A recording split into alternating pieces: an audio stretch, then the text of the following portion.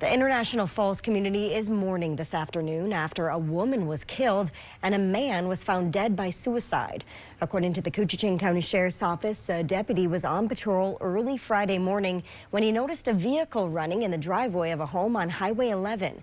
The deputy was aware of a protection order in place between the vehicle's owner and the residents, so they attempted to contact anyone inside but received no response. Then authorities forced entry into that home, locating two people who had died.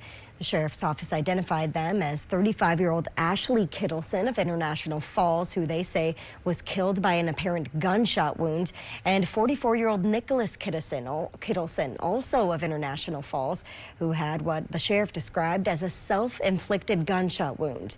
The Kittelson County Sheriff's Office is now investigating, saying no further information is available at this time. Meanwhile, donations are pouring in to support the 3 children that Ashley leaves behind. Organizers say donations will go toward their immediate and long-term needs, including counseling, daily living expenses, education, clothing, and any other essentials that will help support them in the months and years ahead. Meanwhile, Ashley's loved ones called her a devoted mother, compassionate nurse, and friend to so many. They added anyone who knew her knew the warmth, kindness, and generosity that she carried in her heart every single day. They also begged the community to help end domestic violence. We have a link to the GoFundMe on our website, northernnewsnow.com. So far, it's raised $22,000.